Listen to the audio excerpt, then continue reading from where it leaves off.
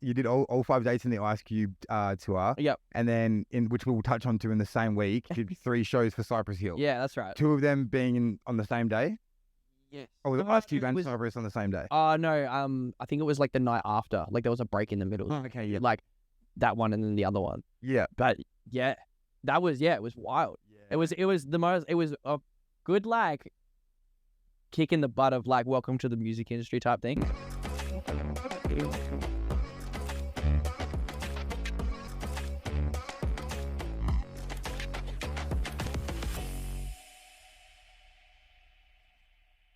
Ladies and gentlemen, welcome to the Culture Show. Here we are. You motherfuckers, why did I say Hey. Millsy, why are you just fucking doing this? They can't see ya. Yeah. And I'm here. You know. Get into it. Shout out Millsy. Shout out Millsy. Every single podcast. Third episode where he's been mentioned as soon as the podcast starts. I love it. No. But shit, I'm selfish. What music you been listening to, bro? What about you? Me, I've been fuck. So, what have you been listening to? DC Donald. I've been listening to fucking Enter's new track, bro. Next year, slap the fucking. Oh shit! No hate on either. Nah, of course not. We're unbiased. Artist, Yeah, fuck, we're not bro. biased. Entered the gutter king, bro. Comes Yeah. in with fucking. Yeah. It's coming out of nowhere. I mean, bro, like all love to snow. Snow is hard, but I don't know. For me, I'm not biased at all. But fuck, it's hard to be not biased. You know what I mean? Like I love to snow. I actually bump Snow's music, but Enter is just holds in like I don't know a nostalgic place in my heart. Enter's an OG, You know what I'm saying. So it's hard to side against him, yeah, and just drops that and just blows up. bro. And it's just the start of the video where he mocked him. He's like, can't wait till I see Enter. His neck, my blade going Enter. You know what, bro? Hard as fuck. Yeah, it was sick. It was yeah. Bro, I was seeing like, fuck, I can't even remember the last time I listened to it. It was like 100 and, quote me if I'm wrong, but 120k or something. It was number 1 on trending, number 2 on trending. Bro, and it held that for like 4 days, bro. What I do like about the Enter one, right, is Snow took like the sort of drill sort of tempo and fast tempo and shit, which I fucked with heavy. But then Snow, like, usually when you see rappers go diss to diss, they will stay on the same like tempo of beat or sort of, you know what I mean? Like, Yeah. but these two, bro, like Snow went fast tempo, hype, like drill sort of kind of vibes, I guess. Yeah. Where Enter, bro, came in deep. He was on a deep emotional beat. He was speaking facts. He was What like, Enter's good for, but you know, yeah, exactly. Enter's deep and But I like how he, and I like how he went different. He didn't try and go to what he was doing. He said, "This is what I know. Let me hit you with this." That's what I really like. He stayed staunch to himself, which I like. You know what I mean? And it's just the fact where he just was so open and vulnerable too. He's like, remember I did this and I did that for you too. Like you're saying, like, you know, my brethren's jumped out this, that. But remember I did this and I did that for you as well. You know what I mean? Like, yeah, no, I reckon it's good. It's I love a good bit, like I love a bit of good fucking. yeah, especially when they're taking the piss a little bit too. You know what I mean? See Yeah, Enter pop up everywhere. I haven't seen anything left Snow. yeah, facts. Either working on some sort of reply or Facts. Shout out both artists though. Make it clear that we are not biased here on Culture Show. We just reporting on the crazy shit we see. You know what I mean? But what else have we got? Written? Give me a second. Also, shout out to Phoenix. She was last episode. Let us know what you think of that in the comments too. But she's also sitting. She's not in frame. You can come in frame for a second if you want. She's right here. She came back because we forgot to get her thumbnail for her episode. So when you see this episode and you're thinking to yourself, why is Phoenix wearing a different outfit? Why are they all wearing different outfits to what they are in the episode? That's why. That's why. But that's how real Phoenix is. She came and supported us and yeah, shout out. Yeah, it's what we're good for. Yeah, shout out fucking Well, wait till you see the Culture next Show. guest. Oh, it's gonna blow your mind. dude. I'm looking at him right now, man. I'm looking at I missed his name. Yeah, We'll wait, bro. It's alright. yeah. Anything else you want to touch on before we bring the guest on? Yeah, hold on. There's a few things. Mr. C, bro. Mr. C. Bro, the shit that they did at the school? Is that what you're talking about? Bro, it fucking gave me goosebumps. Bro, killer. Yeah. Bro, human day one. Yeah. Bro. They pulled up to the high school And that's what they fucking... at mid lunchtime. Fucking kids need, bro. 100%. Facts, And- bro. Middle lunchtime, they just pulled up, started DJing, let the kids have fun. Day one and Mr. C. All due respect to both you boys, by the way, and the whole team as well. I'm sorry I'm missing a few names. But and then afterwards, they went into the classes and did like motivational speeches and spoke from the heart and spoke from dudes that have come from the street and now doing it how they wanted to do it and should be doing it. You know what I mean? Like, it is what it's all about. Yeah, like I saw that and I was like, I always fucked with Mr. C, bro. Like he's hard. Yeah, he's a mad DJ, but I never had a reason to be a fan. I saw that and I was like, okay, you know what I mean? This dude has just shown me who he is. Like fucking oath, bro. You know what I mean? Like, Nah, he's mad. I've been following him for ages, bro. Trust me. absolute legend. Sick cunt. Yeah, legend of the culture, bro. You know what I mean? It's And all about it, bro. You know, Yeah. links up with a lot of different artists. but he's 100% correct, bro. It's what these kids in this day and age, it's what they fucking need. Like it's you know what I mean? It's they could be on the street, they could be doing this, they could be doing that, and they could be finding their outlets in some evil shit. Or they could pick up a pen and a paper, they could spit some bars and write about what they've been through. Or they could find their healing in mixing a beat or creating a DJ mix or something. You know what I mean? Like, Had access to that sort of influence at school, bro. I reckon it would have been a lot different. You know, I was doing that shit, like when fucking, like year 9.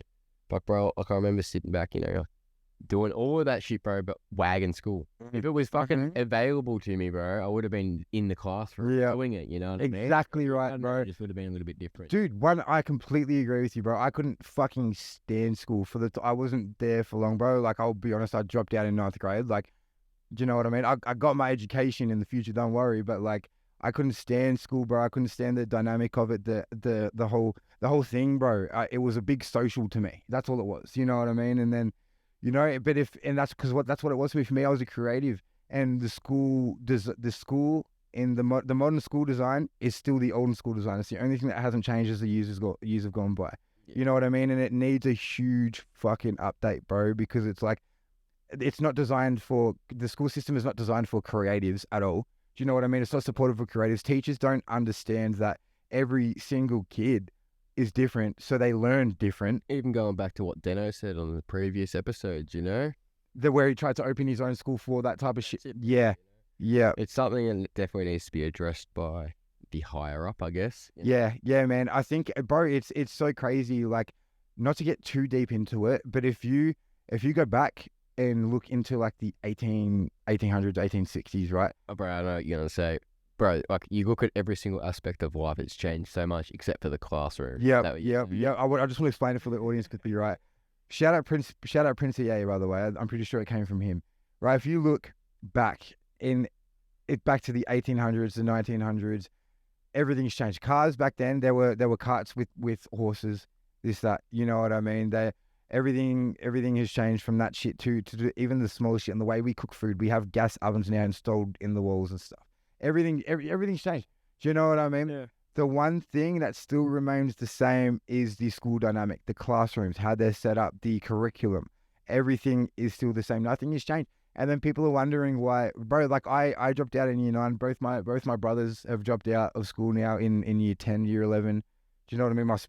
My older sister, she dropped out in like year 10, year 11. Don't get me wrong, it's not the thing to do. You want to pass, you want to get through it, but no one's interested. Yeah, but also they're not interested in finishing year 12 because it's not interesting to them. Exactly, man. And to be honest, bro, I don't have regrets dropping out because of the fact of, one, it's not interesting, and you don't want to drop out. You want to get your education, which I ended up doing. But I don't have any regrets dropping out, bro, because what I learned while doing what I was doing in those years where I dropped out of school and shit, bro, taught me so much more to what I wanted to do in life. You know what I mean? Compared to learning fucking algebra. Tell me how that's gonna help me fucking find the tempo to a beat. You know what I mean, bro? Like, I'm sure there actually is a way. Yeah, she's looking at me. Don't ask the mathematicians. Yeah, for real. But anyway, bro, fuck, I reckon it's time to get the guest on. Is there anything else you want to cover before we get him on? I think that's sweet, bro. I reckon get the guest on. We've got a sick intro for him. We've got a fucking sick guest today, bro. Crazy. Yeah. He's got some crazy stories for us. Probably, I'm looking at him right now. Probably our biggest guest so fucking far, man. Like, I'm excited to pick his brain and see what he's got to tell us. But we'll kick his intro, eh? Are you ready? Ladies and gentlemen, our guest today is known for turning suckers to ghosts. He's a titan in the steam with huge records, with features from Ghostface Killer and many more. He's done 8 shows in 1 week for 2 international superstars in the same week. Fuck yeah, no. He currently boasts 60,000 monthly listeners on Spotify and continues to grow both in the Oz and international scene. Here to tell us about that and more, fresh off his haunted house tour, it's IVAN OOZE. Let's go. Oh, Yeah. Good to see you, my bro. Good to see you, my bro. That was a nice intro. Thank you. Bro, of course, man. Of course. When you get all the facts correct. Yeah, they're nice. Yeah, they're That's correct. cool. That's good. we got no producer writing that for us or anything, bro. You know what I'm saying? Nice. I like that. Getting pretty good. That's bro. bro. Yeah. You are. Hell yeah, bro. So fucking, bro, thank you so much for coming. First of all, like, we'll start it off with that, man. Bro, I just want to ease into it, bro. Like, fuck, you're a cool dude, man. Like, Thanks, man. I mean, bro, what have you been up to today, man? Today I've been running around Melbourne doing just things for what am I doing? Doing things for I'm tired. Nah, doing things for a video that I'm shooting on Sunday, which is the next single. So just basically picking up shit like marbles and other assortments of items. Building a little prop shop. Pretty much. Yeah, hell yeah. Sort it Ivan's out. props. Yeah, literally put it on the bookcase. I don't mind that. Perfect. Yeah. Ivan's props is so simple but works so good. I like that shit. Fucking oath, man. So, new single. So you're working on all that for a new single. Yeah. Can you give us any sneaky peeks on when that is expected to, or when an announcement is expected to come, or? Is it the first of the month today? Yeah, the second. So it'll be second. So it'll be in the next couple of weeks. Ooh, So like the announcement will be probably next week, and then the single will probably come in the next. it may drop the same time as the potty then. So to make sure. Yeah, this one will come in about 2 weeks. Yeah, fucking oath. So if you're watching, if you're watching and you check the link and there's a little untitled YouTube link in there, you know what it is. Go check that shit. Yeah, fucking oath. Fucking oath. Let's go. Man, so going back into, I know you've gone, with the time we've got, I know I've watched a lot of your interviews and stuff. I know you've gone very deep into your background with, obviously, shout out DJ Sanchez and stuff. I know you've gone very deep into all of that and whatnot. So I don't want to go all the way back with the time we have, bro, but I do want to start from somewhat of a brief history, bro. So where did you grow up? So basically, I grew up in the eastern suburbs in Ringwood, and yeah, it was pretty much just like my family wasn't like too wealthy, so we just had like I remember we were living in, the lady that owned the house had like a bungalow in the back, and she used to live there, and I sort of technically thought that she was my grandma. So like, she used to invite me, and we had soups and stuff, and I was like soups with like their family and like stuff like that, like a Saturday or Sunday or something. No, that was like a favorite like pastime. I'm actually surprised I just remembered that. Hell yeah, unlock a memory. Yeah, literally. Here on Culture. Hell yeah. Yeah, and so I grew up in Ringwood, and then pretty much that's where it started. Fucking oath, bro. And so how old are you now? I'm 31. 31. Hell yeah. And what age did you start like, I suppose, realizing, okay, this is what I want to do. I want to be a performer. I want to be an artist. I want to fucking rap. I want to, mind you, I want to rap my ass off, bro. If you've heard this man rap, bro, look, goddamn, man. Like, yeah, bro. So like, when was that like decided, bro? Like, is there a story that sticks out in mind where you're like, this is what I want to chase. This is what my life is. Not like, I don't think particularly, like, I sort of just went for, because when I was younger, my parents used to have me in like a lot of acting shit. So like a lot of like acting schools and stuff like that. That's where I sort of like started doing my stuff. And then I was like really good at like drama at school and all that sort of stuff, because I was very like out there, out there kid. Yeah, hell yeah. And then the more that I started like doing, I guess, bad stuff, the more that like it was not doing acting, and I was like, no, that's crap, I don't want to do that anymore, like that's corny, like all that sort of shit. So then like I would just be hanging out on the street, and then, you know, just doing stuff with like everybody else that was doing shit. And then I happened to meet like people that were rapping, and I was like, I like rapping. And then like sort of started writing raps and doing that sort of stuff. And then the more that I did that, the more that people were like, oh, you're actually good at this. And like I do freestyle, just do like dumb freestyle. So I know you do have a little bit of a freestyle background, bro. Is that where it started for you? What, did it start with freestyling, or? I think it started with freestyling, and then it like progressed to like verses and like sort of stuff like that. Like I remember that the first verse that I ever did was with one of my mates, Searle, which was he used to play CS with me, and I used to go by the name of AZ, which was azlyrics.com, because I knew all the rap lyrics. Holy shit, bro! I forgot about that website, man. Yeah. No one uses that shit. It's genius, now, bro. It's crazy. You just blew my mind. Yeah. Yeah. So people used to call me that. Like they used to say that my name was AZ Lyrics. And I was like, well, that's a pretty corny ass like name. Yeah. Maybe I should just go with AZ. And then I realized that there was like a rapper AZ that was like in America. Like, and I was like, oh, I can't use that. Yeah. And so you already pop in, or like? Yeah, like heaps. Like he's like full like in like crazy. It was like sort of like Scarface era like type thing. But anyway, and so yeah, and so I just kept doing like rap stuff, and then it just progressed into something that I wasn't expecting. Like I enjoyed doing it, and I wanted to be a rapper, and I knew that like I wanted to do that, but I just didn't think it was. I thought it was possible, but I didn't know how possible it is in Australia, if that makes sense. What style of rap like when you first started freestyle? Like, what were your influences? What sort of rap was it? Was it Underground hip hop. I'm very heavily influenced by underground, like American hip hop. Yeah. Like that's sort of like the reason why I sound the way that I do. Like when I was growing up, I didn't really listen to like Australian hip hop. Like I used to think that the bar for Australian hip hop was like lower than what American hip hop was, because it just sounded like so far progressed, and like especially with punchlines and like wordplay and like all that sort of stuff. Yeah.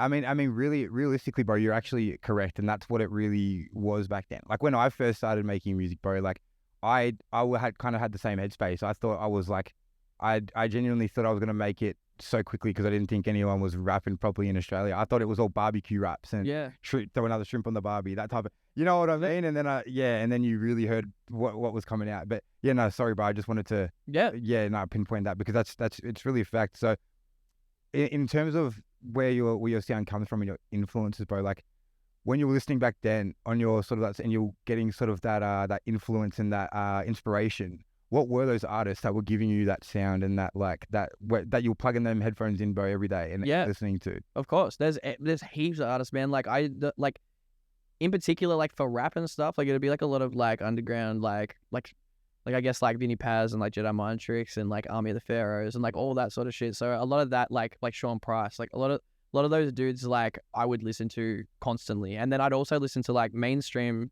rappers like at that time. So it'd be like Ludacris and like Busta Rhymes and all that, Missy Elliott and like all that sort of stuff. So that's where I sort of got like the creativity from with like beats, and also like mixing those two worlds together. And then like when I got a bit older, it was like Danny Brown and like all that sort of stuff. So like all of those, it's crazy. Yeah, so they sort of just like Danny Brown, though, fucking I fucking love Danny Brown. Bro, he's so hard. I think he's like, just a side note, his favorite verse of mine. Have you heard Detroit verse Everybody? Yeah. Bro, his verse on that shit is fucking. Is it Danny?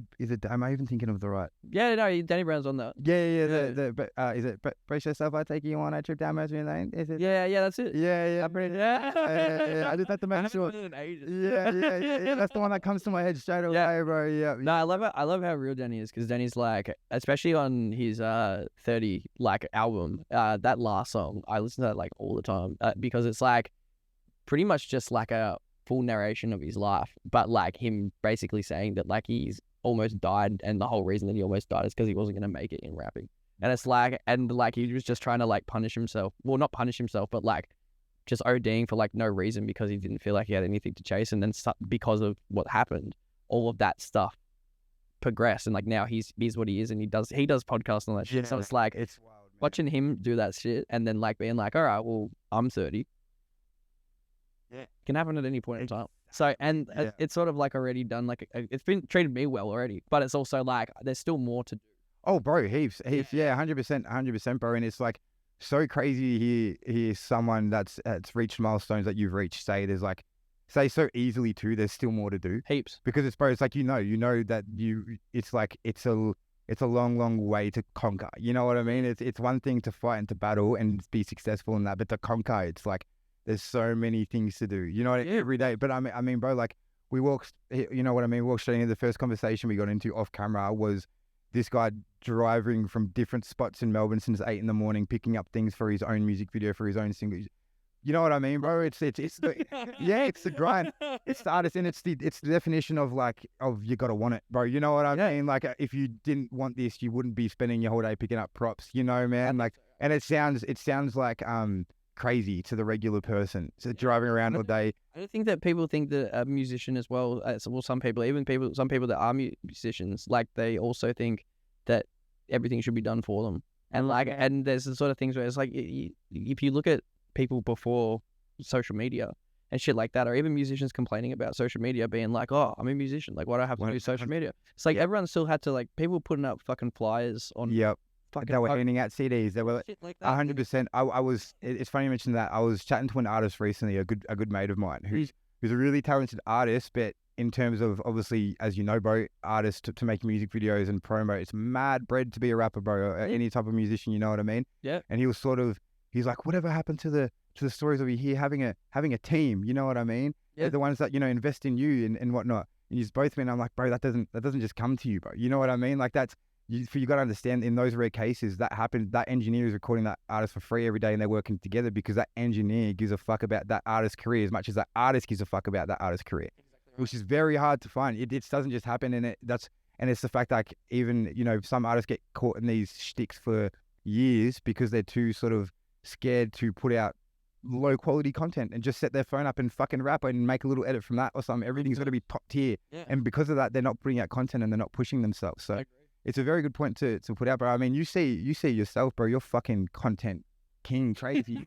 Bro, going on, the TikToks are, yeah, man. Like, Funny shit. you just know you're having fun with that bitch. You know what I mean, bro? Oh, you gotta have fun. Like that's the thing as well. Like you always gotta have fun with it. Like if you're not having fun with it and you're struggling to do that, like because some people are actually really great at making music, but they don't like the social aspect of it. Like that, you know, you got to push and market yourself and think about these ideas and stuff. And it can be very tiring because like you're not getting paid for that. Like unless like you're on like a major label or like an indie label or whatever, or maybe you're independent and you've got a big following so you can do a tour, get some money in. If you're not doing that, like it takes up a lot of your day. Mm-hmm. And like I can understand like the sort of like you do get tired about it. Like I couldn't be like a full social influencer because it'd just be like, I'll be like, what the fuck's going on? Like, what am I doing today? Like, I have to do something to like put myself. Yeah. And even aggression is like nuts. Like, especially for putting yourself out there now. Bro, even going from, like with this podcast, bro, even that's the closest, I don't know about you, bro, but that's the closest I've come to being, chasing something in the social media aspect. Cause it's as much social media as it is music with podcasts. You know what I mean? Yeah. And even that, bro, like we've made more fucking reels in content in like the 2 months of podcasting than I ever made content for myself for the whole 8-9 years I was making music. You know what I mean, bro? Like, yeah, bro, it's crazy. One thing I want to, this is moving subject a little bit, bro. One thing I've got to ask you, because I'm such a fucking Power Rangers fan, bro. Does the name Ivan Ooze come from the Power Rangers villain? Of course. Let's fucking go.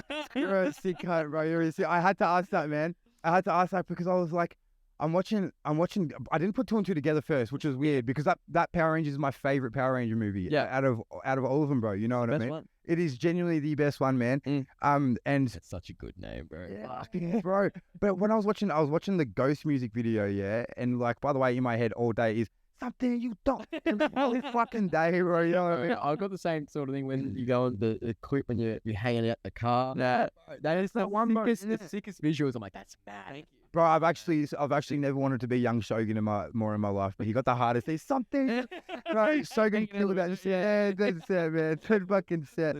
But I was watching that. I didn't put 2 and 2 together with the Power Rangers thing first. Yeah, because it's been a minute since I watched that movie. Of course. But I was watching the Ghost music video, and some of the scenes and shit, like the first scene with your faces popping up, that reminded me hectic of Queen, bro. That's really right. Yeah, but that reminded me hectic of that. But then I'm watching all the scenes, and I'm like, this guy's a fucking villain, right? Yeah. And then as I think that, I'm like, Ivan Ooze villain. Power Rangers, bro. I sent him the pre-show notes in every note is in lowercase letters. In capital letters, you see, ask him about Power Rangers. I fucking freaked out, bro. But yeah, bro, that's sick. I really love how much you put into your image, man. Thank you. Like it's super sick, and the stuff you do for your shows, man. Like I don't know if you saw, bro, but because I only saw it recently, but the stuff you do for your shows and the theatrics are things you're only seeing people do that sell out like arenas of like thousands of people. You know what I mean? You're in arenas of like 500 people or something like that, setting up full like theatrical starts to your shows. Yeah, that is mental, and it's setting the level, setting the bar, and it shows your care as an artist that you genuinely give a fuck. I think that people need to have better live shows. I'm gonna be brutally honest. I'm fucking bored of watching someone stand up there and so glad you said it. Say shit. Yeah. Like as in like. If you're starting out and like, there's smaller shows or whatever, yeah, completely fine, like 100%. But especially if you're like an artist that is making enough money to do something, like you're expected, well, to me, like if I've seen you like twice or 3 times, like people would have seen me do it and like be like, oh, all right, like this is the 4th time I've seen Ivan. And like I've gone to see him and whatever. And like, it's like 3 of them and they do all their songs and we like those songs, but then that's it. And it's Yeah. like, I'm not fulfilled. Like, Yeah. I'm paying to see a show. 100%. I want to see a show. 100%. So that's Yeah. what I'm sort of into now. Dude, that's Look at Pink, you know. Look at the performance that she puts on. It's just taken from going over the crowd. worth the money to buy the concert tickets, you know. Yeah. And it's And as well as that, like, because when you think about it, you're putting back in for yourself, so you're investing into yourself. Like, you're the best person to sell yourself ever. Exactly. So So you're not signed, bro, are you? You're indie. No, right? I'm indie right now, but especially with stage shows, like I find that, like, even from the last one that we just did, like the last tour Ghost, like that was the first time that me, JJ and Junior had like full like set up the stage outside. That's bro. That's actually what I want to touch on because that was the I watched that and I was sitting with a homie at the time and like the entrance to the opening to your show, the intro. Yeah. You know what I mean? And I don't know if you saw it, bro, but they had him in a what's called under a body bag, and they had what's called one of his homies come on dressed as a nurse and doing the quit boom like, and then he popped up from under and started going ham and shit. You know what I mean, bro? For an independent artist to be doing that shit is crazy. Like I've seen it, like not obviously not exactly what you did, but I've seen intros like that. You'll see like an artist from overseas an international artist will come here, and before they come on stage, like a thing, they'll show something on the big screen that will lead up to them coming out. Like some of that's that's sick. That's sick. But then you've got an independent artist, brother. Do you know what I mean? Who it's just him and his team, and you're putting together full fucking theatrics. And I guess that's your acting and whatnot past coming into play. You know what I mean? my chaotic brain. Yeah. God.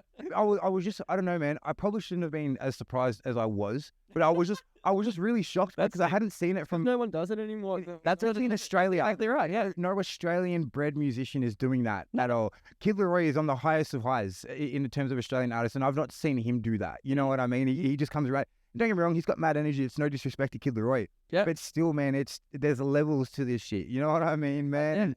Yeah. And when you're kind of just touching on levels, like going, like just tracking back a bit, going from spitting freestyles in Ringwood to, you know, popping out of body bags now. Like, how did you get, you know, what was your story to get from, because obviously you didn't just blow up overnight sort of thing. No, it was from doing freestyle. So when I was doing like freestyles online, I did like a few like videos before I was putting out an EP. Yeah. And then I had like two freestyle videos that I'd already saved, and I was like, that I need to do a third one today. And I was coming back from just finishing like the mixing from like doing this EP. So when I was coming home, I was with like a girl I was seeing at the time, and I was like, oh, I'm just gonna do this. I'm gonna have a cigarette. And I hadn't had a ciggy in like, I don't smoke anymore, but I hadn't had a ciggy in like about like 2 months or something. And I was like, I just need a cigarette. Like I'm stressed out or something.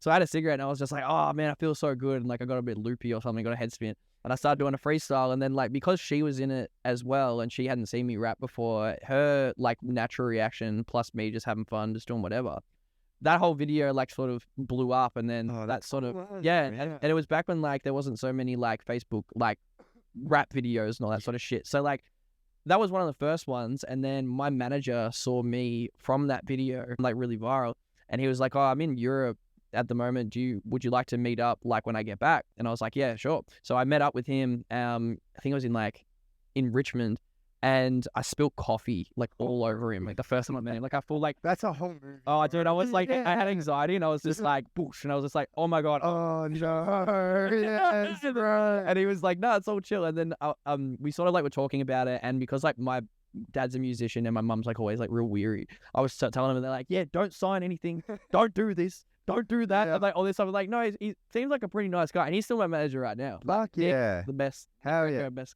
manager. Shout out. Okay. But anyway, and so then and so he was like, oh, I can try and get you on some supports. I was like, yeah, cool as, but I didn't really understand what he meant by that. Like I was just like, oh yeah, that's cool. He's like, oh, I thought it was all like talk, like sort of things. So I was like, yeah, that's cool. And then he called me like I think maybe a week later, and he's like, yeah, so I've got you like this support for Ice Cube, your opening, and I've got another support for Cypress Hill. Bro, yeah, a magician. Easy, wow, a magician. At what kind of buzz did you have around your name at this point, bro? When you got that slot, like the buzz was coming from just that. So it was coming from sort of videos. Yeah, and that was, and then Nick, he's really smart, was just like, yeah, instead of having everybody, because everyone was going to my Facebook like page, like profile, yeah, he was like, make a page and then start directing them all there and start posting your videos on there. So we did that, and then that's how it grew. Like it grew really fast at the start. Like it got to like, I don't know, like 30 or 40,000 like likes on there like straight away, and then like the progression of that like just continued even till now. So it's like it's still, I don't know, like Facebook's pretty much like gone, I guess. But like even doing all that other I feel like it's making a comeback, bro. Is it? It's trying its best. It's turning into. I go on to, bro. I'll be real with you. I only go on Facebook for like family and shit. Bro. You know what I mean? I think the boomers go on Facebook. Yeah, that's what I mean. It's hella old people. It's just like a little Karen nest, bro. You know what I mean? Like it's just where they hibernate. Karens and Neils. Yeah. Karen's community voices and that. Yeah, bro. Do you remember? Oh fuck, bro. Do you remember dope rappers on Facebook?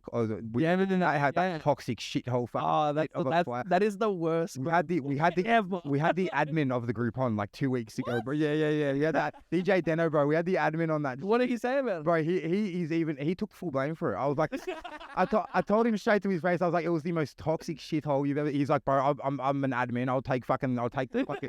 I'm like, he's like, I'm still admin. Like I've done nothing about it. Like, you know, but like, yeah, man, it's just crazy. So go into yeah. Sorry, bro. That's so funny that he was like, fuck yeah, that's it. Yeah, I'm going right. You're right. Yeah, that's it. Why not? No, 100%. He was. Funny enough, bro, he was my he's the admin of dope rappers and shit. Yeah. But he's also a big I don't know if you know, do you know DJ Deno?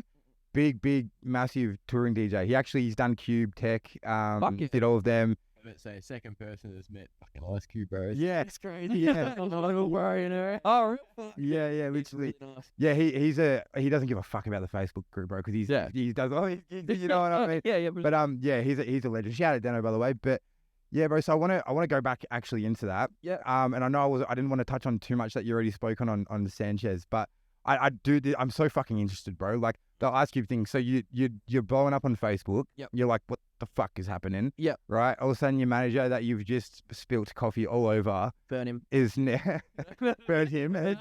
Has now just booked you for Ice Cube. Mm-hmm. So what the fuck now? Do you look in the mirror and be like, fuck, I'm a rapper now? Oh, you know what I mean? Like, yeah. I sort of like, not so much like I was sort of like, at the point when I did get booked for that, I sort of felt like because there were so many people, like, especially in like friend groups and stuff that I had told me that I was really good at rapping. And then also like when I watched other people rap as well, and then like sort of looked back to back of like how I rap and compared to other people rapping, I was like, I could tell like what they meant. And I could also see like I am at a platform where like I can rap. Like I know that I can.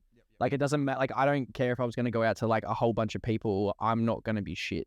Like, and that's what I had in my head, that I'm just like, they're going to respect me. So it was confidence from the jump. Like pretty much. Like I didn't have too much. Like when I did the last Ice Cube show, I got like a massive anxiety attack. And how many Ice Cube shows were there? Were there was like 5. Like I think there was like 2 Melbourne shows, 2 Sydney shows, and a Brisbane. Oh no, yeah, in Brisbane. Oh no, it was Adelaide as well. I've got in my. I don't know. I can't even remember. I'll have a size. I've got it.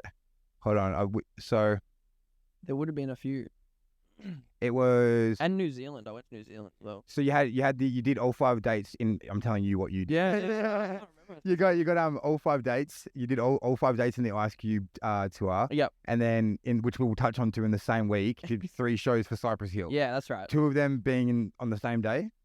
Yes. Oh, was Ice Cube and Cypress on the same day? No. I think it was like the night after. Like there was a break in the middle. Oh, okay. Yeah. Like that one and then the other one. Yeah. But yeah, it was wild. Yeah. It was a good like kick in the butt of like welcome to the music industry type thing. Literally, like that's so, and because of like all that as well, like you see everything, like you meet different people, you know, you go out and party, you go and meet girls, you go and do like all this other shit. Like it's sort of like just all at once. And because like I hadn't like experienced any of this sort of thing before, like you're just like, all right, now you're doing this. It's like, what the fuck? Like I mean, like a green room, and then like you just see like, you know, like fucking there's a Dub D that like fucking performs with Ice Cube. That's Dub C, yeah. Action. I don't know why I said it. Yeah, bro, I'm straight into him, bro. Oh, this shit. That's his hype man. Like he's walking around, he's like, yo, what's up? I'm just like, what's up? And I'm like, fuck, that's Dub C. And I was like, I know who that is. Hold on. I'm like looking it up. I'm like, what the fuck? And then like doing that sort of shit. And then I think at the last show, in Brisbane, like I had an anxiety attack, like fucked as, like super like bad. And it was just before I went on, and I was like full like passing out. Then like my manager was like, "Oh man, we're gonna have to say like he can't perform." And then I just like was like, "No, fuck it." And I just like, and I grabbed, I just snapped, and I just went out there. And I remember like just black like screening, like it was just like I couldn't see like anything in front of me, and like, but not because of lights. It was just like my vision just out. And then I got like autopilot. like 20 minutes through my set, like sort of realized I'm all good, and then everything sort of like was like okay, and then I only performed for another like 10 minutes, and I was off, and I was just like, oh okay, and I was like, can I do it again? And I remember it again, and like anxiety attack like the whole time, and then I remember I was sweating heaps and all this like gross shit. I didn't even look like myself, like basically. And like on that day, because it was the last one, he was like, because I was touring with KULTURE, Citizen K. Yep. And at the time, and it was like, oh yeah, Ice Cube wants to say like come in like say thanks for like supporting.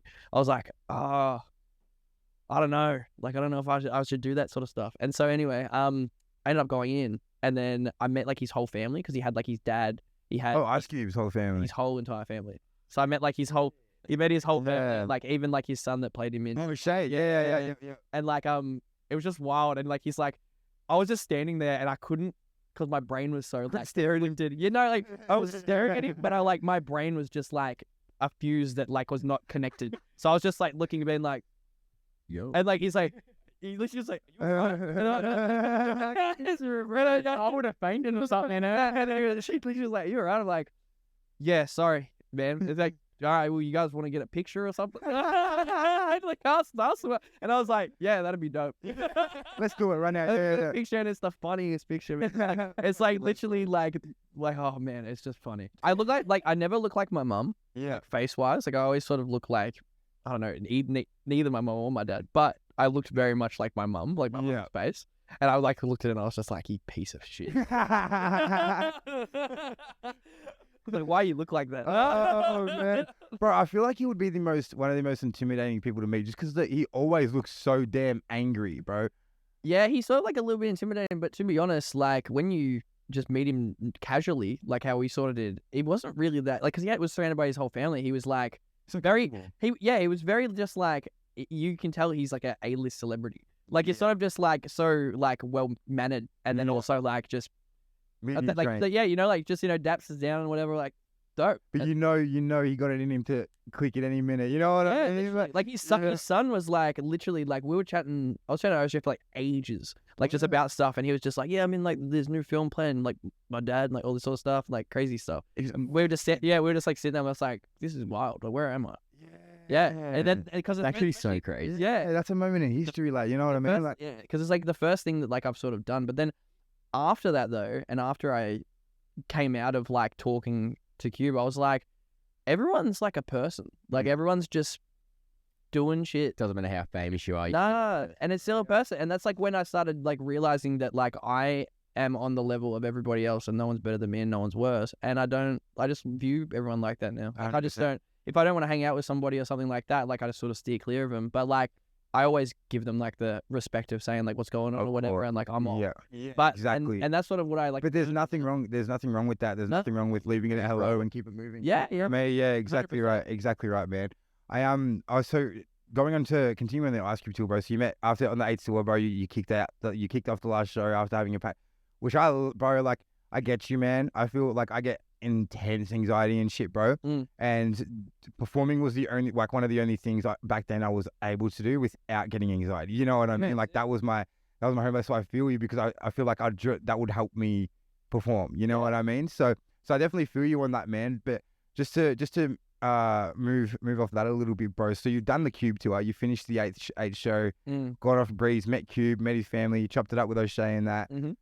So what happens after that, bro? So you've done the 5 shows, and then what? Right, the next night you move on to the Cypress Hill tour. Yeah. Be real, that, like. Pretty much, yeah. It was pretty wild. It was it was pretty wild because you went to one and everything's like sort of, because they're both in the same, because they played both Enmores. Yeah. And then they also played 170 Russell each as well. So like, yeah. So like they sort of like, it was funny because when I went to like Enmore with Cube, I think that was first, was way more like, all right, this is your room and this is like where they're going to be and all that sort of stuff. And then also like 15 minutes before, they just want some space. You're like, yeah, cool. For Cypress Hill, it's like everyone's in the back, everyone's smoking weed, like fucking like everyone's just walking around or whatever, and it's like, what the fuck is like a completely different place? Like, what the hell's going on? So like we're just walking around. I remember like I remember me and Junior were like standing there. I'm like, oh man, I think that's Sendog, and he's like, yeah, no, I think it is. I'm like, oh man, I'm gonna go up and say what's up. And I like went up to him, and I was like, I like literally stood like where he was on the wall, and like we're both like back to back, and I was like, what's going on, man? And he literally looked at me and just went, and then like and walked off, and I was like, and Junior was like pissing himself, and and I just walked off, and I was like, fuck. And then I'm like, Sendog hates me, bro. and then we were actually I think it was like that night we like watched him before. I was like, fuck yeah, this is so. You're ratioed by Sendog, bro. Yeah. Anyway, went to Brisbane, and we finished the show or whatever, and I went to like go and what was I doing at that show? I was just being like just me, and I was just like, yeah, just being a minute, like film whatever, and we were at the Brisbane show, and then I went back, and then there was like this really cute girl was like, oh, can we come and hang out or whatever? I was like, yeah, okay, cool. But she happened to rock up in like a nightgown or whatever, and I was just like, oh, it's a bit sus. So anyway, then we went to the elevator, and as we were going into the elevator, like Be Real and Eric Bobo were in there, and like Eric Bobo is percussionist, and I like know them both because of just like underground hip hop. Like I listen to heaps of Cypress Hill, heaps of Be Real, heaps of Eric Bobo stuff with like all the other underground artists when he does like his instrumental like collab sort of thing tracks. So I was just like, fuck, man, like this is fucking funny as, and like they knew who I was like face wise. Yeah. They'd be like, oh, he's obviously in here with us in the same hotel. So like I walked in, I'm like, oh, and I like turned around and like I pressed the button, and we were first to get off, and then they were going up higher, and then went, and I was like, have a good night, guys. And I was like, yeah. Went in, like whatever, woke up in the morning. And then she came in, like, and I was like, oh man, that was like so awkward last night. We were like laughing about it. Get into the elevator, and then all of them are in there. Like, yeah. Oh no. And then I'm like, oh my god, and like we stood there again. And then like when I came down, like she walked out, she's like, see ya, and I was like, bye. And then we were in the lobby, and we were like, came up to me, and he's like, yo, nice. No, that's mad. Oh, Baby was a sick cat, bro. But I sent my our cameraman Macron, who's usually here with us. It's funny, bro. I'm so glad that you actually have approval, bro. I'm so glad that it was Be Real out of all those people. Oh yeah. Because our what's it called, my homie Macron, bro, is he's our cameraman. He's usually here, but he couldn't make it today. He's a huge fan of your music, bro. And when I actually had first sent him your music a while back, I said to him, bro, I was like, who the fuck does he sound like? Because you know when you hear an artist, you like, and you can sort of, oh, he sounds like. Bro, I showed fucking Ghost to Boski. Yeah. Showed Boski. Yeah, 100%. But I was like, I showed him, and he's like, who does he sound like, bro? Yeah, exactly. Yeah. But we couldn't put a finger on it. Macron literally, he turned around and said to me, and he's a big Cypress Hill fan, you know, all that shit, man.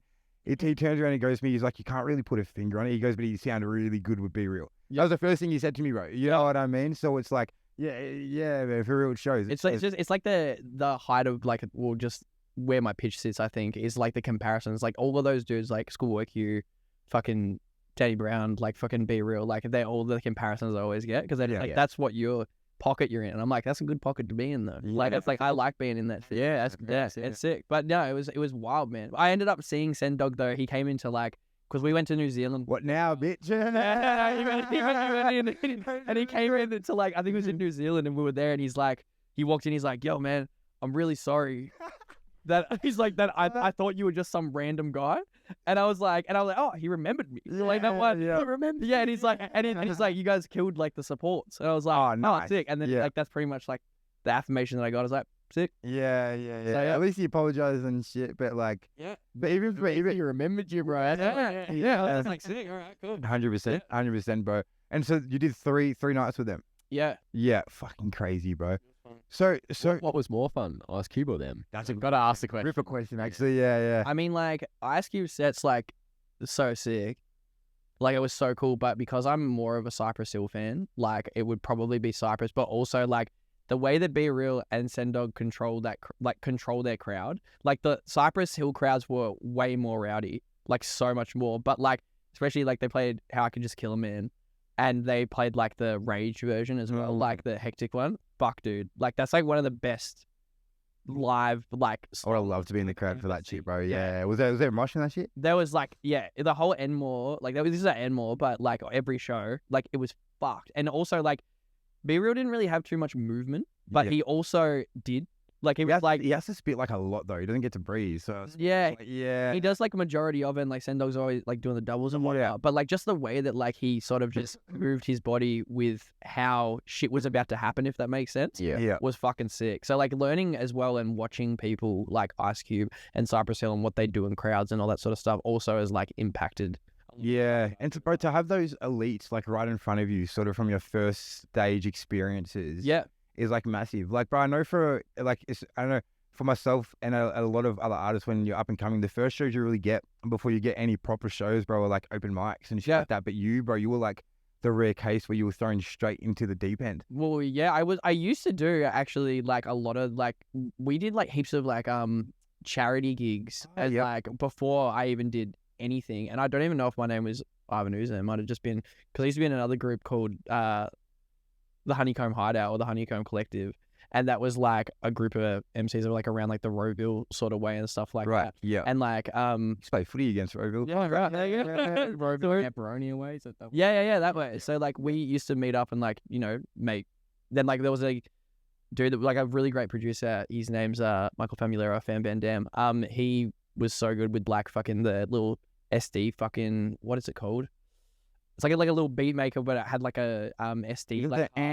Like the sort of it's. I kind of feel like I'm talking about. I can see it. I can see it in my head. He just used to have like crazy ass like samples and stuff, and he used to make all the beats, and then me and another dude Vanguard like used to rap together like all the time and do that sort of shit. And like that's sort of where we started. So when I was doing like my first shows was like Laundry Bar with like stacks of lads and trying to fucking impress them rather than trying to impress. It's so crazy. I would have been there, bro, for sure. Like, it's so crazy how much the audience like, just a side note, bro, it's so crazy how much the audience at Laundry Bar has changed too. Oh dude, like crazy. Crazy, bro. It's weird. Like we did a sold out show there. Like I just love to fucking stutter. Sorry, give me 2 seconds. We did a sold out show there. Like 2 years ago? I bet say your last show that I went to, or even the Husky show that I went to. When I was in the crowd at Laundry Bar, I was like, when did this become a thing? When I first went to Laundry Bar, my first ever show was Dimmy. I'll say Dimmy, but it was Dirty Serve. Dirty Serve, Dirty Serve at the time. Shout outs to him. Yeah, shout outs to him. He'll be on soon. Yeah. He was the first concert I went and seen at Laundry Bar, and from that to what it is now, completely. It's crazy. And it's weird because the fucking place looks exactly the same, but it's not the same. You know what I mean, bro? Like, the marketing is like they rebranded it. But that's what it comes down to. But like just back then was like, there'd be some points where I'd just be like, "Fuck, this is hectic." Yeah. Like I'm in the crowd and I'd be like, "There is hectic cunts here," like actual ones, not like Stooges. Like these cunts are hectic. Bro, Laundry Bar it used to be a staunch fucking place, bro. Like it used to be. Yeah. I don't know. There in Grumby's, bro, used to be a lot of trouble. That's the second episode with what our Grumby's. Yeah. Fucking oath. Yeah, it's a lot of trouble. Yeah, a lot of trouble used to erupt from those two places. But it used to be Oz rap shows in general used to just bring havoc. Man, I used to be, especially when I first started, bro. I used to be like in, do me set, dip out. You know what I mean? Avoid it all. But yeah, man. So before that, how did you get your Ghostface Killer? Like, I really want to touch on that, bro. So yeah, for sure. So basically, we I got a call from my manager because he was touring Wu-Tang, and he was like, we've got Ghostface wants to go Ugg boot shopping for his family. That's what you really said to me. Yeah. And so I called Junior and I was like, Junior, I don't have a car right now. Do you want to come with me Ugg boot shopping? To take with Ghostface? And he was like, what like dumbass. So then me and Junior go and pick up Ghostface from the hotel, and like Ghostface literally just jumps in fucking Junior's RAV4, whatever it is, which was real funny at the time. And then we like took him fucking shopping and whatever, and like, you know, he's holding up pink Uggs and he's like, you reckon these are dope? well, I'm like, yeah. Like, what the fuck am I meant to say right now? I don't know. I've never been Ugg boot shopping. Yeah. Like, what am I meant to help you? Why is my first time with you, bro? Yeah, for real. So anyway, we did that, and then we went to McDonald's, and then Ghost bought me a fillet of fish while Junior was sitting in the car. and he was chatting to like this girl, like trying to like hit her up for me, like wingman for me type thing. And he's like, yo, what's your number? I'm like, I got a girlfriend, man. He's like, yo, you still come anyway. And the show later than that. Anyway, Ghost was fucking sick. And then we get in the car and we were talking about music, I think. And then he's like, I want to work with Australian artists. And or like Australian rappers. I'm like, well, I'm an Australian rapper. And he's like, I'm supporting you. And he's like, oh, are you? And he's like, yeah. Literally, I just threw it. He just thought you was show I bro. just thought like, oh, I was some random fucking guy. Food shopping, bro. Yeah, they wouldn't have any idea that it's like some guy's gonna come pick you up and take you to the emporium and Yeah, he wouldn't tell you. yeah. So then like we said, he's like, oh, and I'm like, he's like, how, what sort of stuff you do? I was like, all right, and I played him bills, and then he was like, this is tight. How much money you got? And I was like, how much money do you want? And he's like, and then he was like, oh, I think he was like, fucking, I think it was like something like 6,000 or 7,000 like USD. And then like, and I was like, oh, let me just call my manager. And then I called my manager, and at the time I didn't have the money. Yeah. I was just like, Ghostface is like here and he wants to do a feature for this amount of money. And Nick was like, do it. I'll give you the money. And I was like, all right. And for side note, to everybody that doesn't think that no one pays for features, everyone fucking pays. That's facts.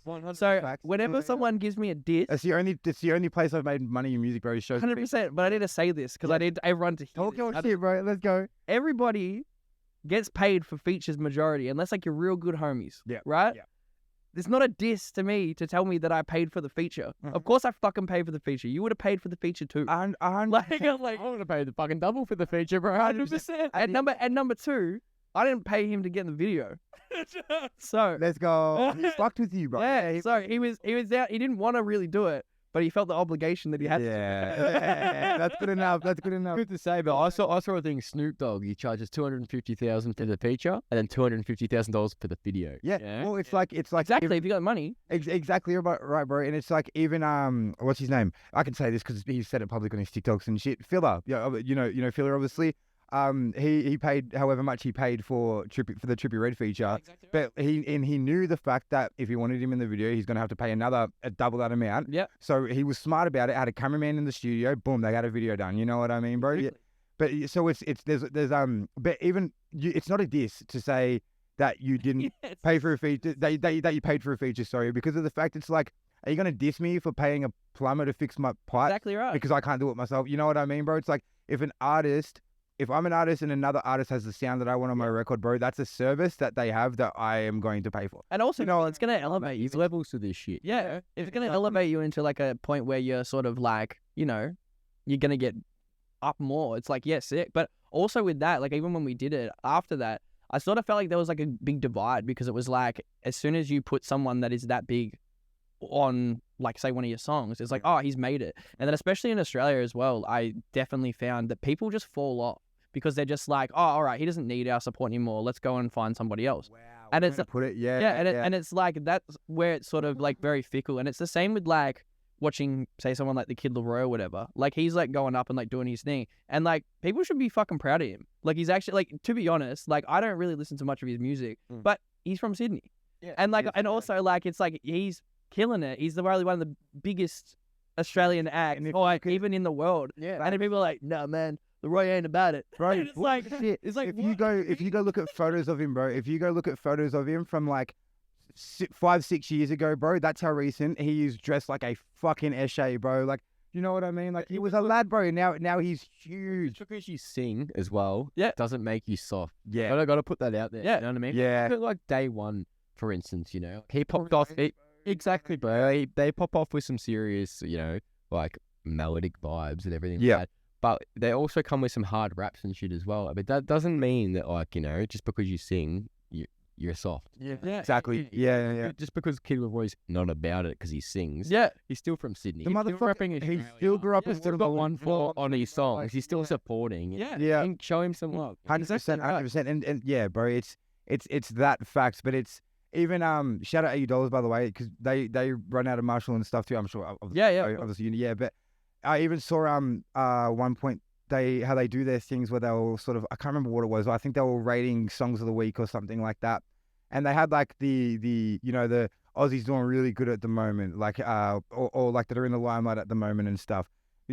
Aussies that haven't blown up yet, but then they had Leroy in the mix as well. And there was a few comments on there that said, you know, why are you still supporting Leroy? He's already made it, blah, blah, blah. That completely support your point. You know what I mean, bro? Because, and what's it called? $80, bro. They had Matty had the perfect response for it, bro. Yeah. He turned around and he's like, as exactly what he said, he's still from Sydney. He's still Australian. Yeah. He still made it bigger than So what if anyone here from here has. He's got that amount of money and stuff like that. Good on him. Like he's gone into he's like an industry plant. Who cares? If you were a fucking industry plant, you did the exact same shit. Exactly. And exactly. People, it's sort of like the weird thing of like, even if he is or if he isn't, it doesn't matter. It's like, that's why in Australia it's so weird. Because like as soon as you get to a point where they think that you're okay, it's either they just fall off and they just go whatever, or they go, oh, well, you know, then they have something to say about it. And the people that always have something to say about it are the people that have nothing going on. Facts, man, which is, and that's the whole reason why they're salty about it too. Yeah. You know what I'm saying? It's got more time on their hands to hate on people.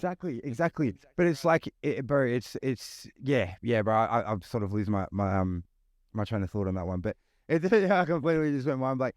But it's bro. It's in a way of, man, if like Leroy played it very smart, going to the States as early as he did in his career.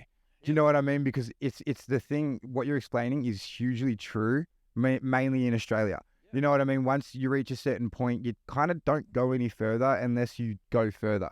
You know, and it's, you see a lot of these artists, they start from here, from our soil, they start blowing up, they start getting a buzz in Australia, and they're all like, I'm going to stay here, I'm going to put Australia on the map, I'm going to this, I'm going to that, but Australia's not going to show you that same love. I wouldn't fuck off and do it elsewhere. To be honest, you know, like, if I'm being really real, like if people have got buzz about them, like especially like musicians and stuff, they should go to America as soon as possible. And like, it's not even like I sort of did that because I was scared of flying as well. And so I would be like, the reason why I didn't go to America was because I was scared. But I'd be like, no, man, I want to be here and like do all this stuff, when I should have like gone over to the US, which I'm probably going to do this year. But it's like, the thing is like, when there was so much things happening for me, there was lots of people from the US being like, oh man, it'd be sick to work with you and like do all that stuff and everything. Like, but you weren't where it was at the time. Yeah, like I just like in my brain and stuff. Like I was messaging Scoop DeVille, which was like a producer from LA, and like he's done shit with like fucking like Kendrick and like and like Drake and stuff like that. Yeah. And I used to love him because he's in a group called Get Busy Committee, which is also like an underground group, has like Apathy and a guy from Styles of Beyond called Ryu. And they are all like, I listened to them like when I was growing up heaps. So I used to like message Scoop all the time and be like, and he would reply to me. So we'd always like keep in contact. And then even when this was before I was even like doing like full on music shit. And then like I started doing that, and then I sent him some stuff. He's like, this is really cool. If you're ever in LA or whatever, like hit me up. Stuff. But that thing, like that sort of like, you have ships that like sort of sail and everything. And like, I would say that to anyone that like has buzz around them or doing things right now, or like sort of, you know, and you've got your own fan base here as well. Like go over there and just like fucking do your shit. Yeah. Because like that's more like where I'm at now, where I'm like, I need to leave here to do more, because that's the only way it's gonna happen. Because bro, like the scene, and you'd be able to vouch on this more than both of us, bro. The scene where it's at now is as big as it's ever been. Yeah, you know what I mean? It's never been this big at all. So it's the future's looking hopeful, but at the moment, bro, you're spot on. You only can get to a certain extent while on this soil. You know, like you really can't, because once you sort of reach that extent, as you said, you get a buzz. Everyone thinks you're fine, so they stop sharing you. So you don't get, do you know what I mean? You don't get that push overseas that you need to while at home. You know, 100%. If you did, bro, Leroy would probably still he'd probably still run into him at Waterloo. You know what I mean, bro? Like those kind of things, man. But while actually on the Leroy topic, bro, I want to get your opinion on fucking industry plants, bro. What do you think of that term? Because I'll be honest, that term fucking irks me. Just because you get a new definition of it on every fucking person that says it. You know what I mean? And the term that the definition of industry plant that Google supports when you Google it is someone who is an artist who grew a social media following and then was picked up from a label and groomed into this big thing. Which, sorry, correct me if I'm wrong, is what artists is what labels are fucking made to do. Yeah. Right? Like, so that's how it all happens. That's why the term industry plant fucking irks me, bro. Yeah. Like I get the whole side of it where they say like, oh, if you were born to a father in the industry, like in the industry already, and that was your start. I'm I'm sorry, but so fucking what? I feel, You know what I mean? feel Like, like the industry plant thing to me is more like if there's someone that's there that like will basically listen to like major label or just people that are above them that have money and will do anything for the money.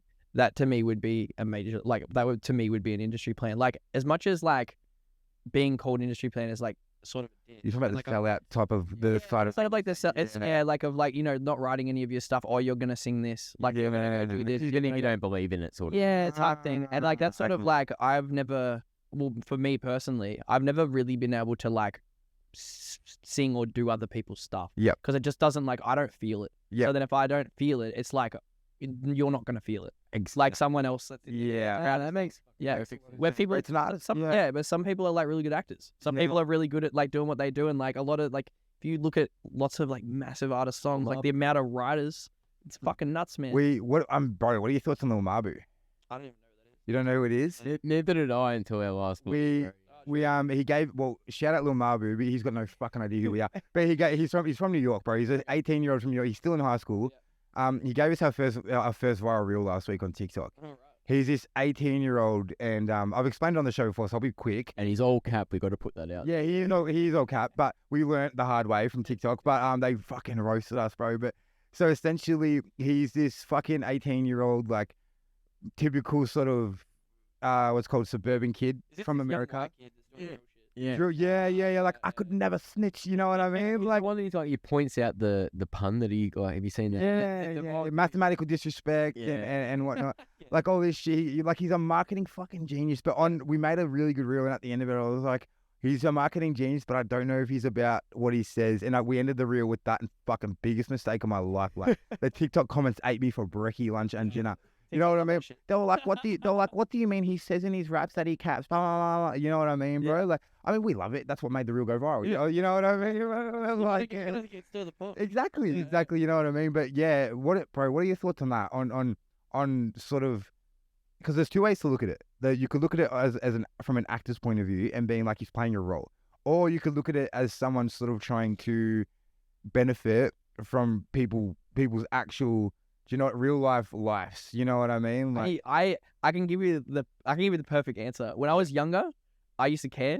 I used to be like, I like, if I believe this dude and he looks like a type of dude that would do that shit, I would be like, fuck yeah, like hectic. Yeah, that's sick. Like I'm gonna listen to that guy. Yeah. Now, like if I'm listening to shit, if they're good, they can rap. Like if they can rap really good, the lyrics are like sort of into what I'm into. Doesn't really necessarily have to be like, you know, that they're telling the truth. Yeah. I don't really give a fuck, to be honest. And also, if a song's good, a song's good now. Yeah. Like, that's how I sort of view things. And I think that people, like, that are like, man, he's all cap and, like, he's all this and he's all, like, you know, he's not looking at it too deep. Yeah, it's sort of, like, more to the point of, like, there's so many rappers that were in, like, the 2000s especially that all rhymed about, like, their gats. Yeah. And like all this shit, and it's like if they were all killing people, like some people, like they literally, oh shit, yeah, you're right. Yeah, no, some people like literally do, like rappers especially, like kill other people, but then they go to jail, and then they just end up being in jail. Yeah, and it's just like, well, all right, well he was about it, now he's now he's out of here, and it's just like that's even an issue too, bro. It's like they say they hate it when you cap and you're not about it, but then when you are about it, they turn you into a fucking villain. Do you know what I mean, bro? Like once, it's a look at Pete and Baz. They're what? Oh, yeah, but that's 70 years old. But that's like when you're Rory on the production, bro. But I don't give a fuck what anyone says. They got bars, bro. But when you're 70, it's not hard to tell that they're talking shit. But when it's an 18 to 20-year-old, 25, I believe them more, to be honest. Bro, imagine that I say this shit, but then Pete and Baz are at my fucking bedroom window tonight. Like, we're not about it. Say we cap, mate. You know what I mean? But seriously though, like, you know, like, yeah, obviously they're capping. Yeah, obviously other people are writing. Nah, 7-year-old drills are a thing in the UK, bro. Yeah, how some people writing their stuff. There's so much shit like bars. It brings in an audience. Yeah, I've even showed my parents these people. And they're like, yeah, that's funny. Yeah, you know what I mean? It brings in people. I was 100%, bro. Hectic. Bro, you've got a bit of a history in battling and stuff, right? With Amped Up, am I right? Yeah, I think so. Amped Up, yeah.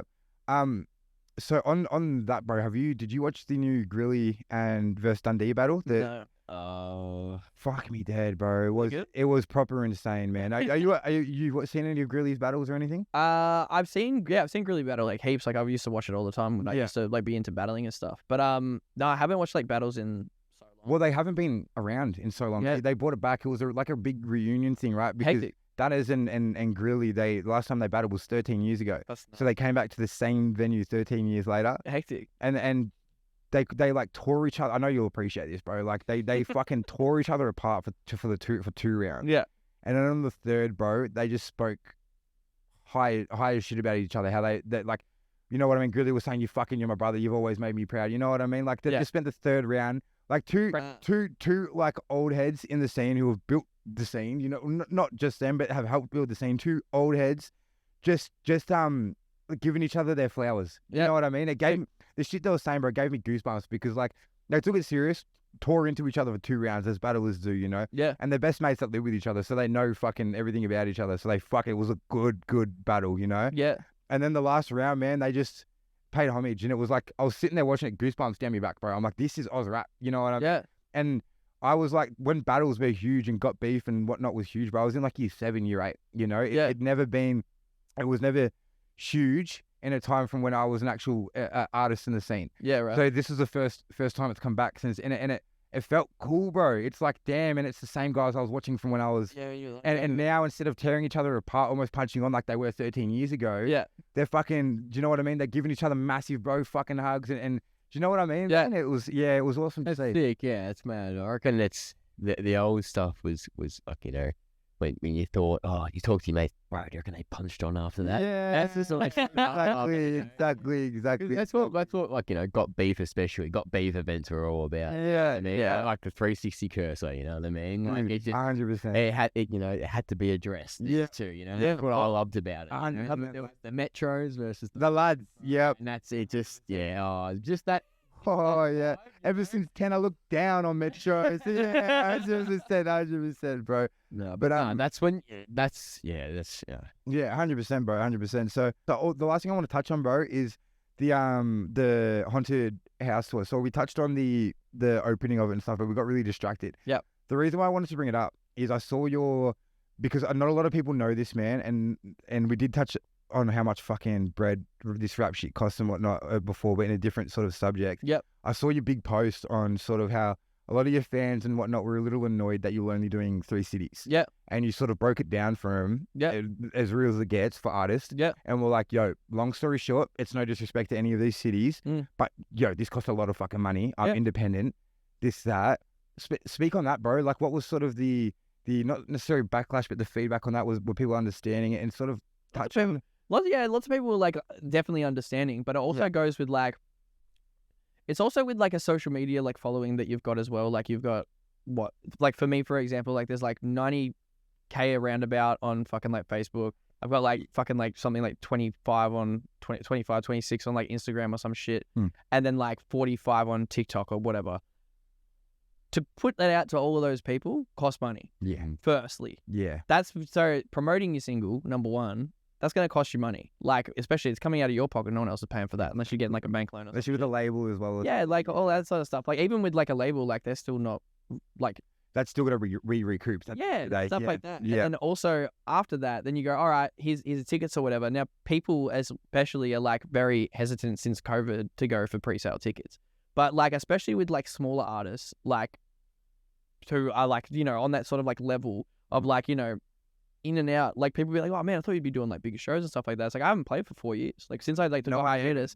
Watch anyone. Yeah, literally, yeah. And it's like I haven't played for 4 years, went on a hiatus, and then came back, and I've only released like 1 single. It like that's why I want to do like a small show type thing. Yeah. That one sold, like Melbourne sold out. Sydney. That looked insane, by the way. It was fucking hectic. Yeah. And then like Sydney was like a bit smaller, didn't sell out, and then there was Brisbane, which didn't really sell either. And then people were like, oh man, why aren't you coming to Perth? Why aren't you coming to Adelaide? Blah blah blah. I'm like, well, when I was first like doing shows, there was so many clubs that would book hip hop, like so many, like heaps. Like they'd be like, oh, we got to act this week, blah blah blah blah, all that sort of stuff.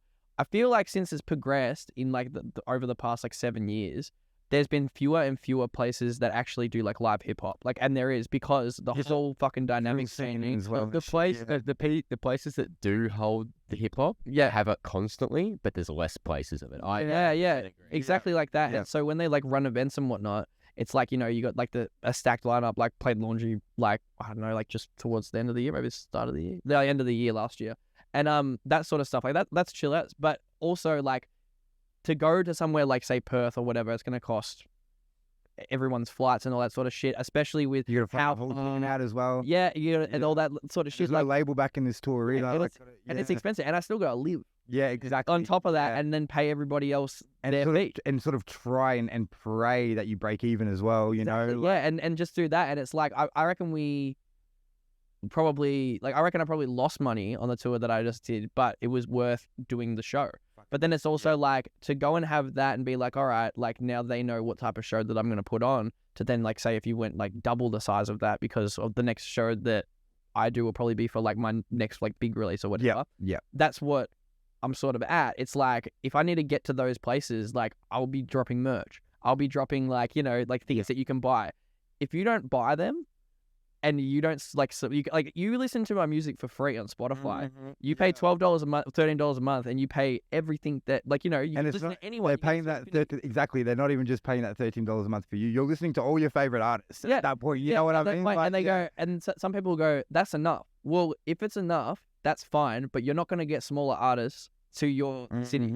Well, I'm sorry, your one stream. You know what I mean? Your one stream a day puts 0.0000001 cents into an artist bank account. You know what I mean? And it's just shit. Like artists don't make money from streams. It's as Ivan was saying, it's touring, it's merch, it's, you know what I mean? And that's the same thing with like when you're gonna put out a song. Like this is the statistics, which I can definitely like lay down for people that don't know if they're watching this, about how much it costs or how much you get out of a song when basically you've put a song out. So basically Ghost came out, right? Up to like fucking like 80k plays or whatever, like pretty decent for like independent or whatever, or for me anyway. I'm happy with that. Yeah. But me and Judge, like we did like a royalty split. So like we basically were just like, you know, we're not gonna charge each other or whatever. He's not gonna charge me, and we're gonna do that. I'm like, cool, that's fucking awesome. Thank you so much.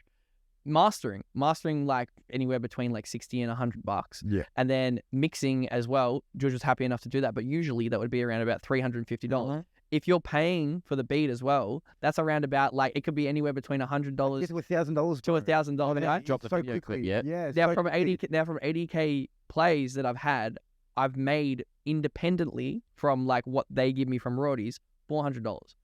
That doesn't pay back anything that I spent on music. It hurts so much. Let alone putting in, which is fine. Like I'm happy to do that. Like that's it, because I want to do the risk we take. Yeah, like that's what I mean. Exactly I'm investing in myself. I'm putting all my money into what I'm doing. Like people are like, man, why do you have this? And like, oh man, like you still driving like a Honda Accord and all that. I'm like, yeah, because all my money isn't going into material things. It's going into me because I'm a fucking musician. Yeah. Like, do you understand? Yes, bro. So then the more that happens, it's like, all right, if you're gonna ask me to come to Perth, the next time that I drop 100 hoodies, if you're a person that's in Perth, those fucking hoodies, Perth. buy a hoodie. We're talking to you, Perth. Like, not even buy a fucking Ivan hoodie. Like, not even just Perth. Like, fucking anywhere. Like, oh no, hate the Perth. No.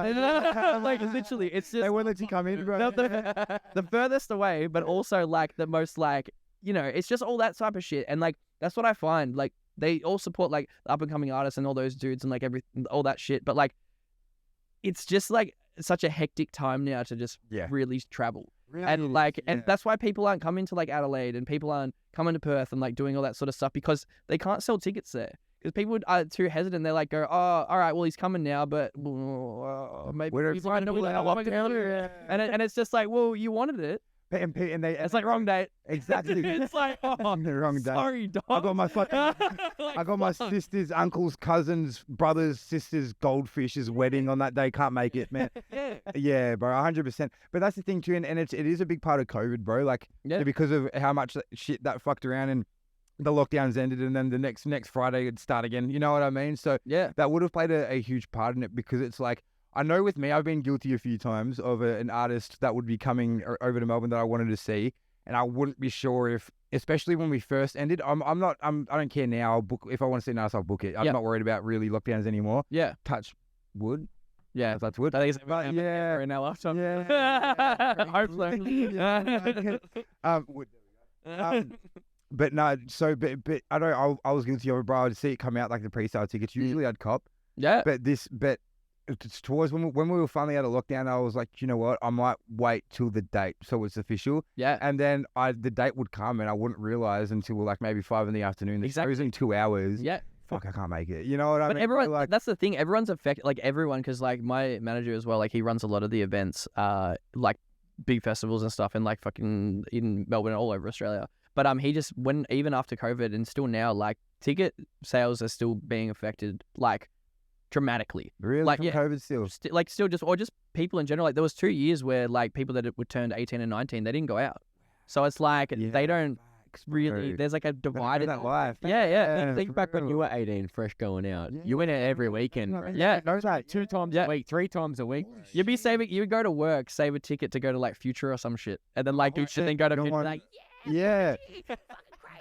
like you know what I mean? And then like now they're sort of just like, oh, what? Like I don't even know. I have no insight into what like during COVID, after like that, like a 20 and 21-year-old, I have no insight as to what they do. Yeah. Like because they didn't get to be 18 and 19. Lad, I didn't even think of it that way at all. Like they didn't get to. I just turning 18. I just had a live fucking like a live, bro. They didn't. They turned 18 and they. Yeah. And now they're allowed to go out. Now you got to do this. Like they got 20 years old, I couldn't be fuck going out anymore. I'd done it all by 18. Yeah. You know what I mean, bro? Like exactly. You sort of learn where like you sort of stand, and that's like where a lot of the market comes from as well, with like festivals and shows and all that sort of stuff. But tickets, like especially like, I mean, I've got a pretty fucking solid fan base, to be honest. Like my fan base is always been the best to me. Name for your fan base, but man, I used to call them like Uzi fam or something like that. oh, that's good. Something just chill. But yeah, it was just like they're all Some shit. Yeah, like, you know, the Oosters. Shout out the Oosters. Yeah, there's like I think I got like a WhatsApp group called like Day Ones or some shit like. Hell and yeah, they're just people that have just like joined, and there's 250 spots, and we just talk shit in there all the time. Dope, like, dope. Yeah, but like that's what I mean. Is like the other thing surrounding that as well is how tight you are with your fan base. Yeah. And like sort of who your fan base is. How important was that to you, bro? Like so important. It's still important to this day. It's the most important thing to me. If you don't have fans, you can't be a musician. Yeah. Hands down. Like, you just no way. You know, I used to go to shows and see people that would, you know, think that they're better than the fans, and I used to fucking hate it. Like, I wouldn't go back to I wouldn't go back to their show. That's why I like Complete and Omac so much, because they're so humble. Hell yeah. They appreciate their fans. Yeah. Without the fans, you're nothing, bro. Exactly. Like, so at the end of the day, and they're obviously understanding like what you're about, you know what I mean? Like that's something that you sort of like, the reason why you make music as well is obviously to express yourself, but like you want other people to understand you. So when you have like, say, when I just did the Melbourne show, like there's like fucking 200 people in there that are all just like, fuck yeah. And there's also your mates in there. Yeah. You're just like, this is sick. Like this is such a good vibe. That's the thing, bro. That's probably why your fan base is so strong, because of the fact that you do such a good job of letting people know who you are. Like you don't beat around the bush. You don't try and pretty it up. You're like, this is who the fuck I am. You know what I mean? And you see that. And when you make as much like content and put as much effort into your music as well and stuff as you do, bro, it just naturally starts to show. 100%. You know what I mean? It's like even doing our research on you for today's episode, bro. It's like you pulled up to the door. I thought I was seeing a homie I'd met 100 times, bro. Just because of how easy you make yourself known. Yeah. And it's like a lot of artists trying to hold that sort of mysterious sort of thing. You know what I mean? Especially the A-list, and which I get, and it has its own benefits. But that's probably why your fan base is so willing to ride and really strong, bro, because you're like, this is who I am. Like, this is my music, and I'm going to tell you who I am through my music. You know what I mean as well. And I'm going to let this crazy motherfucking mind be shown every time. Yeah. And do you know what I mean? And it's so easy to just be attached to that as a fan of the artist and the music. Do you know what I mean, bro? Like, 100%. That's more the thing, but also like in saying that, like, because I know that there's a lot of, especially with like remix videos and stuff that I was doing like during when I was in Sydney and stuff like that, and I started doing them again. Like the more that it's sort of weird, because like obviously you have like your good days and your bad days, and like I'm very much like that. Like I feel like that I get like really like severe like depression, and then like all of a sudden like I'll snap out of it and I'll have like really hectic highs. The same. Yeah. Like shit like that. Mania, manicness. Yeah, like just the manicness, but it's also like people don't see that. So like when you're constantly like putting up a video and like, you know, you're smiling, like I'm not forcefully, but I'm like, you know, people smile for videos because it's gonna draw them in. Yeah. And people like do all this shit. Like I'm cracking all these secrets. But also like you know, like you're smiling and you go, yeah, this is a great way to like go and do or like some bullshit like that. People are like, oh, all right, it's intriguing, and then like you rap and you still got to smile and like you're having heaps of fun or whatever. Yeah. As soon as I close the fucking car door, I'm just like, oh, the like energy. yeah, like I don't have to Same. fucking do that anymore. Oh, And it's just like, and then you yeah. put it up and everyone's like, oh my God, like he's so good. If I did it the exact same way and I just did it as the way that I was going to go do it, like where I'd just be like, you know, I'm going to go in and do this like rap thing and I'm not going to be happy and I'm not going to be like doing all this shit. People don't get engaged. Do you think, bro, running on that, it's getting a little deep here. Mm. Do you think you're able to, this is what I put it down to after a bit of therapy, bro. Yeah. Do you, oh God, like, do you think you're sort of, when you're in these reels and you're smiling and when you're around your fans and you're around these people, you're high energy and you're jumping and you're, you know what I mean? Like just this loud dude, bro, you know what I mean? But Yeah. then as you said, when you're in your car and you shut the door, when you get home finally and you get a moment for yourself, you know what I mean? And you have those episodes of you know, these depressive episodes and these manic highs and stuff like that. Do you think when you're sort of, you're able to get into these highs and blah blah blah, even just from the turn on switch of a camera, because of there's a separation between the character, the artist Ivan Ooze, and yourself as a human being, bro? Do you know what I mean? Ivan is a complete extension of myself. Yeah, it has nothing to it. Like me as a person, like I have my own like views and whatnot, but like if I like sort of thing, it's like it's hard to explain. It's like with Ivan Ooze, I can just be whoever like I want to be at that point in time, and I can like tell stories about, you know, other people and maybe express them in a way that like I have sort of like I don't know how to explain it, like I've heard them, and whatnot, and then Taken in there. taking in the information and then sort of like say their story without saying who it is, and like and all that sort of stuff. But at the same time, it's like when people see Ivan Ooze, it's like I'm in the zone. So like when I'm rapping and like doing that sort of shit or whatever, like I'm literally like it's like I'm gonna fucking hurt you. Like I'm gonna spit so good that you're not gonna be able to do it, and that's all that's in, and that's all that's in my brain. So I love that. anytime that sort of happens, it's like, all right, this is where I'm at. Yeah. But if it's like at home or whatever, I'm just chilling. Like I'm pretty laid back, man. Like I'm pretty like I'm actually like crazy. Yeah. Like I'm. Yeah, bro. To be honest, I'm kind of like that too. Like when I'm alone, so I just get random shit around the house. So I'm a bit crazy too, bro. The fuck, bro, man. So just quickly, man, we'll probably end it here. I know you're a busy dude. You got a lot of shit to do and stuff. A lot of shit to prep for. Fuck it, though. Bro, just quickly, what's next for you, G? Like, what's next for Ivan Ooze? New single coming out this month with Young Shogun. Oh, She calls it yeah. with called Smoke. And probably an EP in September. Let's go. My birthday's in September, but it's for you. It's my birthday. Ivan Ooze love me. Nah, thank you, bro, so much for coming. Like, we appreciate you taking the time out of your day and then and coming and just have a yarn with us and stuff, bro. This has been a hella good episode, hella insightful episode for other indie artists out there too, bro. 100%. But yeah, man, we appreciate you so much, and let's definitely fucking do this again sometime down the track, bro. 100%. For sure. Ladies and gentlemen, thank you once again for watching the Culture Show. We will see you in 2 more weeks? 2 more weeks. Easy. It's been LB, Liam B, Night 6, Ivan Ooze, Gang.